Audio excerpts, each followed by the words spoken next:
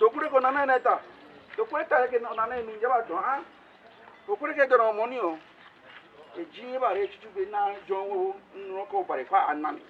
This is the burial proceedings for an Eleme Yam title holder from the second stage, which is known as the Obo. King Apollos II performs Yam title burial rites of late Chief Jacob Adanta Obele, who passed at the age of 103 years. He was one of the highest Yam title holders in Eleme Kingdom before King Apollos II emerged.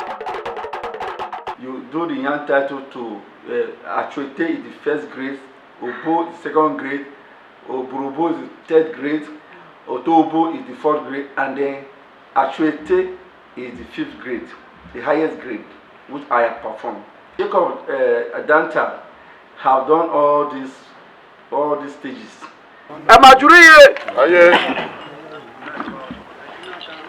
When you edit the lemon and we are with Panagarano. No, John, you did it with the minnow. They are my joke at Jama, they are my joke. I don't know about it. I'm not going to do my way. We are a millionaire. Oh, now you do it all. No more, one more. But ain't on an eater. Eji wemu no sotoko. But on John Asiaru. Yomina no. Ngawura koka jura ton neketo. Aye. Jura ton neketo. Aye. Person that don't AchuEte, when he died, they will kill bull. If person that don't Obo, they will kill bull to the community, to the young title holders and the communities.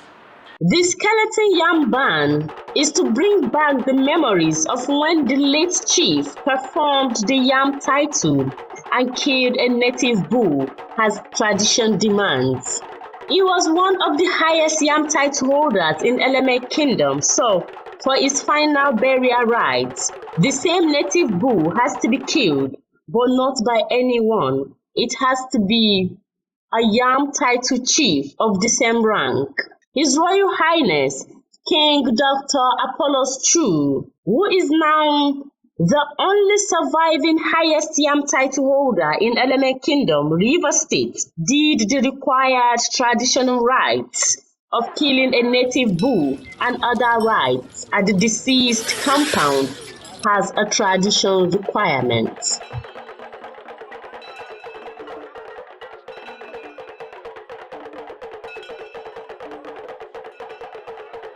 The native bull and other items such as fish, yam, drinks were all for the highest yam title holders.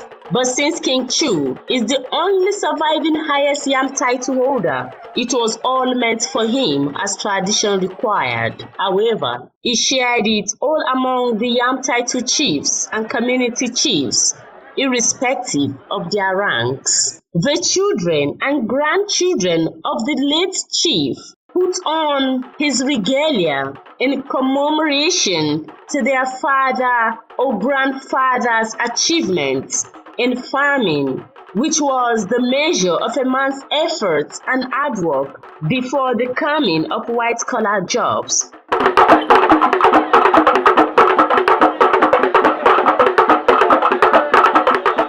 The symbol of the young title holders are demonstration of those who have worked very hard to farm and harvest so much food, yam, and have it on your barn.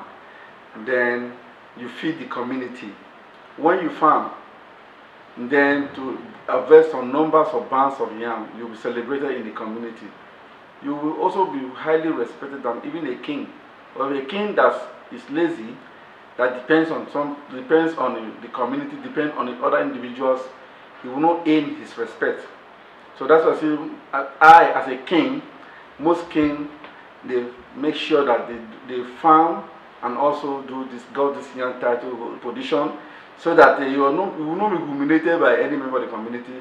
Okpao is what the daughter is carrying on her head. It signifies the residual money of their father, which indicates that He was a wealthy and successful man. The Okpao is brought to the highest yam title holder, who is seated on a mat performing the rite.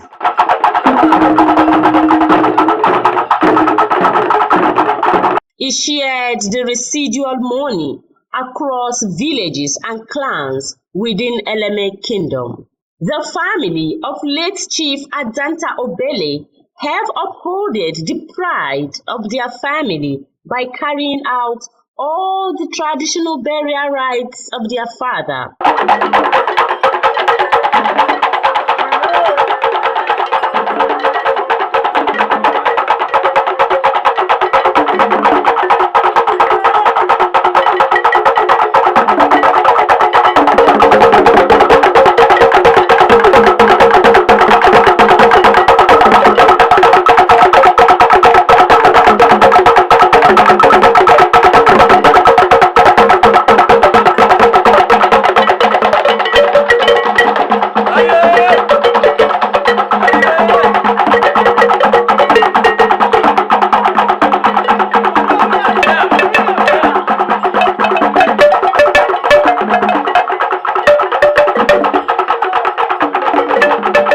Young title holder is dead, the community will come to the town square, the family will provide the young. And what is there is that when you are going, the young title holder in our community, as I am, all the shares, my own share of the yam, fish, and the money, and then the bull, the meat, I will show to my children that this thing that I'm bringing in, and we are from the community, from the young title holder celebration, whether by someone who is now doing it to initiated to the becoming a one of the young title holder, or if you are dead.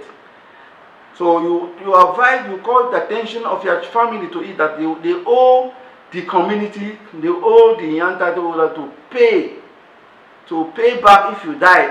This is what they will do. They will provide one bull, they will provide this number of fishes, they will provide this thing after the first lay me in state, and then after my burial, the following day they will perform this.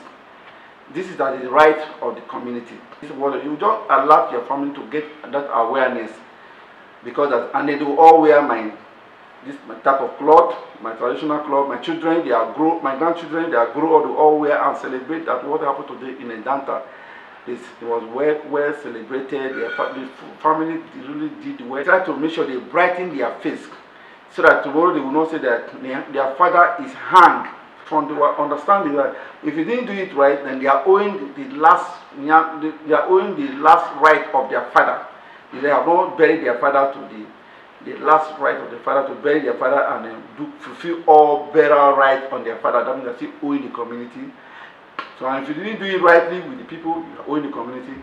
So these children of Danta, they really clear their back.